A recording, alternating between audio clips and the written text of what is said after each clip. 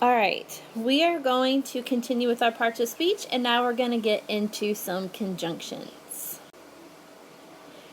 Conjunctions are those Lego pieces that we've talked about all school year doing DLRs and how they connect things together. They're connectors. They can connect words, they can connect sentences, they can connect phrases, but they join them together. That is their function. No matter what type of a conjunction it is, the whole point of it is to connect things together. There are 3 different types of conjunctions that we're going to look at. Okay, there are coordinating conjunctions. Those are the ones we use the most. Those are your fanboys. For, and, neither, but, or, yet. Oops, sorry, that should be yet, not yes, or so. Okay, coordinating conjunctions. A lot of times that's where we do our lists and we use our comma series and we have that conjunction in there to add them all together, like strawberries, comma, grapes, comma, and pineapple. Then you have subordinating conjunctions, and then you have correlative conjunctions, and we'll get into those a little bit more in depth. Fanboys. All right, our coordinating conjunctions are your most popular, and like I said, they're the ones that you use and notice the most. For, and, nor, but, or, yet, so. I gave you 2 sentences down here at the bottom. Tommy, Ben, and Johnny went swimming over the break. So I have a comma series. I have Tommy, Ben, and then my fanboy to connect them with Johnny. Okay? I saw the puppy run, but it fell and tripped over its ears. Here I used 2 fanboys. One, I used the but because I saw the puppy run is one sentence. It fell and tripped over its ears is a second sentence. So what I did is I put them together, creating 2 sentences together. But then it fell and it tripped. It had 2 things that happened, and so that's an example of using fanboys in that way. Subordinating conjunctions are just a little bit different. They're words that you've seen and that you've used. You just didn't realize you were using them because we didn't actually pause and talk about them as much. But a subordinating conjunction connects a clause, which is a complete sentence, with a phrase, which is just part of a sentence. So after I run, if you look down here at the bottom, comma, I plan on eating a big ice cream sundae. So I plan on eating a ice cream sundae. That is my complete sentence. That's my clause for another word. After I run is extra information, and I could put it at the end, or I can leave it at the beginning. That's why it has this comma to separate it out, but it references when it's going to happen. So I could say, I plan on eating a big ice cream sundae, comma, after I run, period.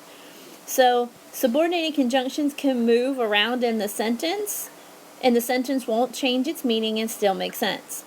Grandma made apple pie because it is my birthday.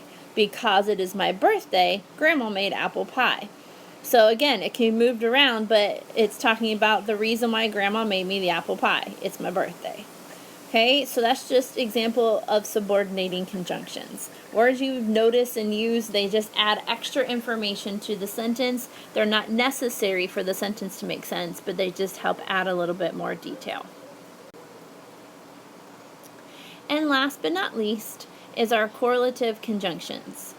Correlative conjunctions, here's what you have to understand. They are best friends for life. They never separate. Where you see one, you will always see the other. They're like twins. They have to go together. They cannot be apart because the sentence won't make sense without them being together. So, correlative conjunctions correlate. They relate to each other. So you have just a few of them, and these are the only ones. There's no other ones. You have both and. The company deals in both hardware and software. So have both with and. If you have the word both, the word and is going to also appear in the sentence. If you have either, the word or is also going to appear in the sentence. They have to go together because I will eat either carrots or peas for dinner. If you didn't have the or, I will eat either carrots, peas for dinner. It's the either saying that this is going to happen or that's going to happen, kind of a concept. So either or have to go together. Same with neither and nor, whether and or. Do you care whether we have noodles or rice for dinner?